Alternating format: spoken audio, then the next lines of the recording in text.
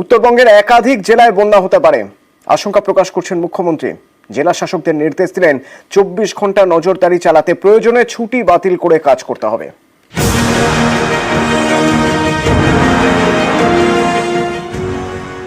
আমি যে ডিপার্টমেন্টগুলো থেকে অলরেডি রিপোর্ট পেয়েছি, জেলাগুলো থেকেও, ডিএম এর কাছে, এসপির কাছ থেকেও, তাতে আমি দেখেছি বন্যার একটা আশঙ্কা আছে কিন্তু উত্তরবঙ্গের জেলাগুলোতে।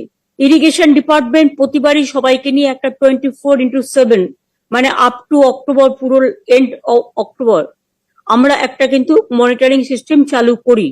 এবারেও সেটা চালু করতে হবে ইমিডিয়েট, যাতে হট করে কোনো প্রবলেম হলে একটা নাম্বার দিয়ে দেবে, মানুষ যোগাযোগ করতে পারে।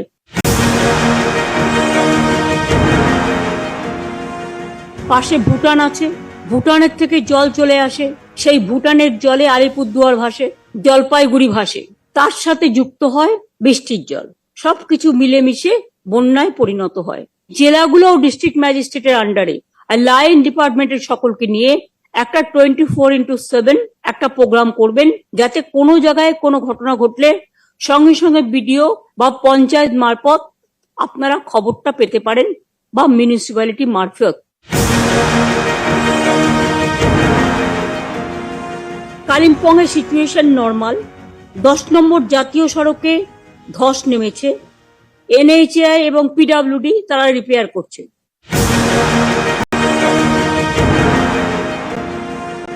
দার্জিলিং সিচুয়েশন এখনো পর্যন্ত নর্মাল আছে, ওখানেও কিছু জায়গায় ধস নামলে ওখানেও আর্মি বেস, ওদেরকে ইনফরমেশনটা দিতে হবে যাতে ওরা রিপেয়ারটা চটপট করে, আর জিটিএ কেও কনসাল্ট করে নেবে। দক্ষিণ দিনাজপুরে সিচুয়েশন এখনো নর্মাল, কিন্তু পুনর্নভা নদী বিপদসীমার উপর বইছে, পুনর্ভবা যেটা। সুতরাং আমার মনে হয় এটা বিপদসীমার উপর বইলে কোন জায়গাগুলো এফেক্টেড হতে পারে, সেখানে আশেপাশে বাড়িঘর আছে কিনা সেটা দেখে নিতে হবে, এবং পাবলিককে দরকার হলে সরিয়ে আনতে হবে। সেই সেল্টারগুলো ডিএমএসপি দের কথা বলে এখন থেকে নজর রাখতে হবে।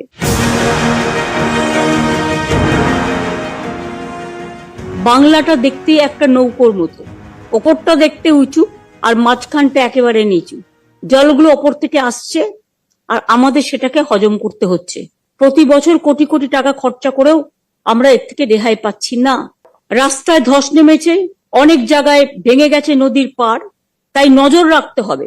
এরকম কোনো ঘটনা ঘটলে রাস্তা ভেঙে যাওয়া, বিশেষ করে ওগুলো ন্যাশনাল হাইওয়ে, সেন্ট্রাল গভর্নমেন্টকে জানাতে হবে সঙ্গে সঙ্গে ব্যবস্থা নেওয়ার জন্য।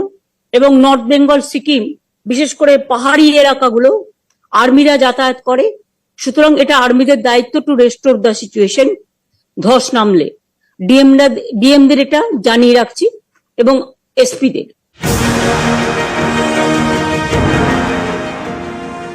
তুফানগঞ্জ, মাথাভাঙা ইতিমধ্যেই ক্ষতিগ্রস্ত হয়েছে। 13টি রিলিফ সেন্টার ও 6টি কিচেন চলছে। 24x7 একটা ডিজাস্টার ম্যানেজমেন্ট সিস্টেমের আমরা করছি।